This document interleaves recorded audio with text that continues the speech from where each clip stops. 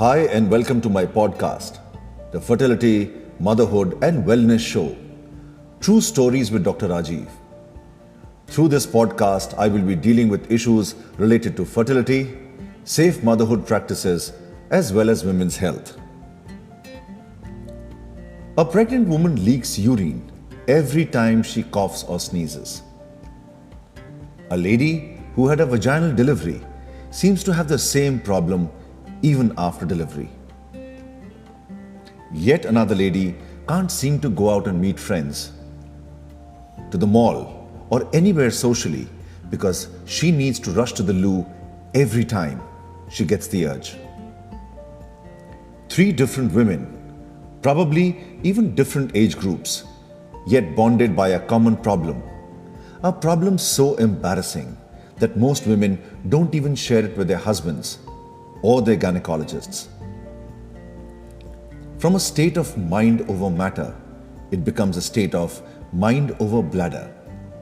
Your life thus revolves completely around this handicap. This, my friends, is what is called urinary incontinence, and we will discuss this in a little more detail and what one can do about it.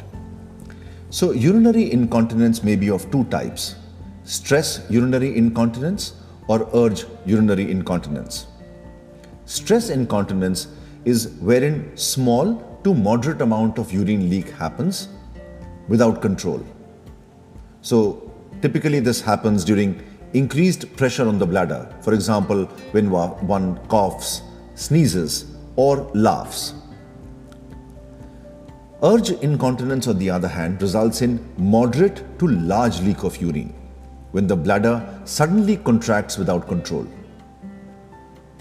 The lady typically complains that when her bladder fills up and she gets the urge to go to the loo, the urine seems to leak even before she reaches the toilet.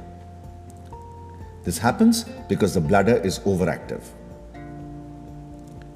Stress incontinence is more common in the younger age group, while in the older age group, this might be superimposed by urge incontinence over and above. For us to understand why a leak happens, we need to first understand how the urinary system works. The kidneys filter the blood and create the waste product called urine, which flows down both ureters and collects in the urinary bladder. The urethra is the tube which links the bladder to the outside, and its opening is controlled by muscles which prevent involuntary leakage of urine. So when the bladder is full and the brain signals the bladder that it is all right to void, the bladder contracts and simultaneously the muscles at the opening of the urethra relax, releasing urine. I hope that is clear with you. Now, if the muscles of the bladder become hyperactive, the women will have urge incontinence. That is, she will need to rush to the loo even if the bladder is only partially full. So if the bladder is hyperactive, you have urge incontinence. But if the muscles around the opening of the urethra, that is the opening from where the urine comes, if that relaxes or the muscles become weak there, then we have what is defined as stress incontinence. As I said, this is in response to any stress like coughing or sneezing, wherein the muscles are unable to hold back the urine. Now, how do you figure out what is the severity of this stress urinary incontinence?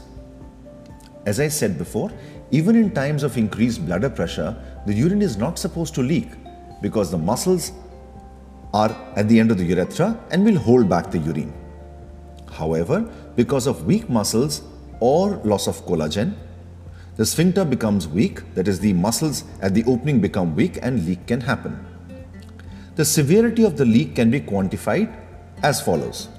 So, there are three grades of urine leakage. Grade 1, leak happens on sudden forceful activity like sneezing, laughing or coughing. So if there is a forceful activity, urine can leak. Grade 2, leak happens with less strenuous activity, like say a woman is standing up, walking or even bending over.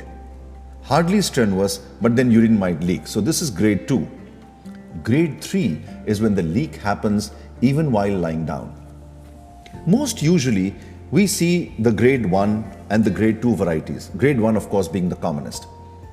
And this leak may be restricted to a few drops or may even wet the clothes. There are some very alarming facts about stress urinary incontinence, and as shocking as they may seem, we need to be aware of them. About 1 in every 3 women will suffer from stress incontinence at some point in their lives. That's a huge number, 33%, 1 in 3. About 50% of them will also have urge incontinence. That is, they will not only leak urine when they're coughing, sneezing or laughing, but they will also find difficulty in holding urine when the urge comes, even before they reach the toilet. And 30% of women undergoing a vaginal delivery will develop stress incontinence within 5 years of delivery. This again is a huge number, an alarming number. So if you probably look around, if you ask around mothers, grandmothers who've had a lot of normal deliveries, you'll find that most of them would have this problem. So who are the women who are at higher risk for developing stress urinary incontinence? So if we identify this group, probably preventing it to some extent might just be easier. Of course, identifying them would definitely be easy then. Females are most likely to develop incontinence. So as compared to males, females are more likely. As I said before, vaginal delivery increases the chances of developing a stress urinary incontinence, especially more if forceps has been used to deliver. Overweight women will have more incontinence and more leakage of urine. For some reason, if there have been nerve injuries to the lower back, again the bladder control, the nerves to the bladder get destroyed or damaged, and then one can have leakage of urine. Chronic cough. So if you constantly keep pressurizing your bladder, there is a possibility that because of the cough, the urine starts to leak because those muscles are no longer good enough. Smoking. Again, smokers will have that hacking cough leading to more chances of urine leakage. And of course, if one has had a pelvic surgery, there is a possibility that some of the muscles or the nerves may get damaged and thereby causing leak.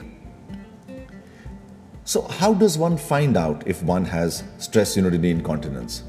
So you will need to come in for an evaluation where we will ask you to fill in a specialized chart of symptoms. So that has all the typical symptoms that you may not even realize of, but through this evaluation we are able to pick it up. This will be followed by an examination and some tests to determine the exact problem. This entire process might even involve meeting with a urologist. So sometimes we need to do a uroflowmetry to understand how is the flow of urine and where exactly the problem lies so that we can give you the right treatment. What then is the treatment? So I would like to start with first lifestyle changes. That should be the starting point of any major or long-term disease. So what are the 5 lifestyle changes that could help you reduce the leak? 1.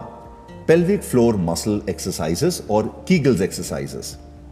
By working and strengthening the specific muscles involved in supporting the bladder and the urethra, one can reduce the symptoms of incontinence. So you have to understand that the bladder is sitting on a hammock of muscles. And if those muscles become weak, then leakage will be more common. So Kegels exercises are good. These exercises, however, need to be done many times a day for a few weeks or months before you can see results. How to do Kegels exercises? You can Google it, of course, or you can go to my website www.drrajeevagarwal.co.in and you will have the Kegels exercises there. So point number 1, pelvic floor exercises. Point number 2, ensure a good bowel function. Constipation can worsen incontinence. Thus, it is imperative that you drink 6 to 8 glasses of water and consume a fiber-rich diet every day.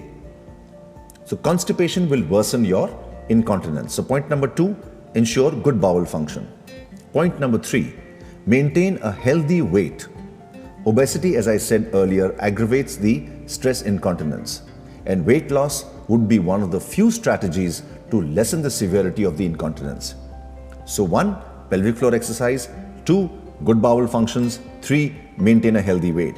4. Bladder training. Keeping a bladder diary is helpful since small changes made to your daily routine can help train your bladder to reduce the severity of the incontinence. So, trying to go to the bathroom very frequently if you have urgent incontinence, not even letting the urine fill to a point where it causes irritation to the bladder and the bladder contracts. Sometimes women have this problem that they have to go to the bathroom frequently at night, or when they say cough or sneeze, the urine leaks. So if you probably empty your urine frequently, if you drink less water when you go off to sleep at night, probably these small little strategies might help. Point number 5, quit smoking. Of course, this is not very common in India, but still, smoking directly affects your health, and by inducing a chronic cough, indirectly increases the incontinence. So these are the 5 lifestyle changes that could help you reduce the leaking. What if the lifestyle changes I have just mentioned don't work? Do we have an option? Yes, we do. 3 options. So oral medicine and surgery are 2 options. So there are medicines which can be given to increase the strength of those muscles at the urethra. There can be medicines given to reduce the irritation of the bladder so that the urgent incontinence doesn't happen. So medicine and surgery for correction are viable options for correcting the stress urinary incontinence. The problem is, medicines have the disadvantage of being required every day. You can't stop it. Remember, it doesn't cure the problem, it just controls the problem. And medicines will always have the associated, no matter how small, side effect. Surgery, on the other hand, requires hospital admission, anesthesia, and a very competent urogynec surgeon. And this is a breed of gynecologists who are very small in number, still in India. And even with all that, there is no 100% guarantee that the problem will disappear. So then what do we have left? If we want a non-surgical method, if we don't want to get into medicines lifelong, then there is a new option which is called Femilift or fractionated carbon dioxide laser. Sounds complicated? Not really. Let's break this down in a simpler way. Before I describe the machine or the treatment, let's understand again why urine leakage happens with age or under stressful conditions like coughing or post-delivery. That is because of the damage or breakage that happens to the tissue called collagen around the bladder and vagina. I'm sure all of you have heard about collagen. It's the same thing which causes wrinkles and the laxity of skin when you grow old. Now, the medicines or the exercise that we have discussed earlier are used to either strengthen the muscles or simply alter the bladder capacity, but none of them do anything to rejuvenate or rebuild this collagen. As always, necessity is the mother of invention. And carbon dioxide laser is that revolutionary invention which uses lasers to rejuvenate and replace the collagen tissue around the urethra and the bladder walls, thus tightening that area. So there is rejuvenation of collagen, there is new blood vessel formation, the bad collagen is replaced by the good collagen. So it simply stimulates your body to produce newer collagen. You might think that this is a very complicated procedure or may require a lot of time or some surgery or needles or pain. But the best part about this new treatment is that it's safe, effective, and takes only 3 minutes of therapy. So how do we do it? Like any other laser treatment, even this therapy is done in 3 sittings. Once a month, which is spread over 3 months. For a lot many patients, 1 session is good enough, while most will have relief after 2 or 3 sittings. A small probe of less than 1 inch thickness is inserted into the vagina, and fine laser beams are directed to the inner surface of the vagina. Now, don't get scared by hearing the words laser and vagina together. We can control this laser, thus ensuring that it is only superficial, non-painful, and with absolutely no side effects. In the West, it is commonly addressed as coffee break procedure, because technically one can visit the clinic during the coffee break, get the procedure done, and get back to work without a problem, or anyone even noticing that you had had a procedure done. Thousands of patients across the world have benefited through this revolutionary treatment. I have myself treated about 50 patients with varying degrees of urine leakage, and the results have been excellent. In the beginning, I had mentioned 3 examples. The third example I mentioned in the beginning was an actual patient of mine who wouldn't go out of the house because she was so scared she wouldn't find a loo when she needed to. She would need to rush to evacuate her bladder the moment she felt the sensation. Despite doing that, she would still leak urine before she reached her own bathroom. She was a prisoner in her own house. No friends, no social life, depressed and putting on weight. When she came back after the 3rd session, she wept holding my hands. I still remember that day. She said, "Doc, you've given me a new life. I'm not scared anymore. And I'm like any other normal person now." I was really happy that I was able to help her with her problem, and more importantly, in a minimalistic and non-invasive way. Well, friends, here is all I had to say about urinary incontinence. It's commoner than you think it is. It is a problem worse than you can ever believe, unless, God forbid, you have to suffer it sometime. The good part is, if one is careful, one may be able to prevent it to a large extent, if not completely. And if one were to eventually suffer from it, there is help at hand in the form of exercises, medicines, surgery, and of course, non-invasive methods like FemiLift. This brings me to the end of yet another podcast episode. I hope you enjoyed listening to it as much as I enjoyed making it. If you get a chance to look up my website, www.drrajeevagarwal.co.in, and associated blog, I also have a YouTube channel in my name. Do email me on fertilitywithoutborders@gmail.com if you have any queries, or if you want me to create a podcast on any topic of your choice. This podcast is available on Apple and Google Podcasts as well as Spotify. Do subscribe and leave your comments, suggestions, and a 5-star rating, hopefully. Looking forward to great interactions. Keep listening.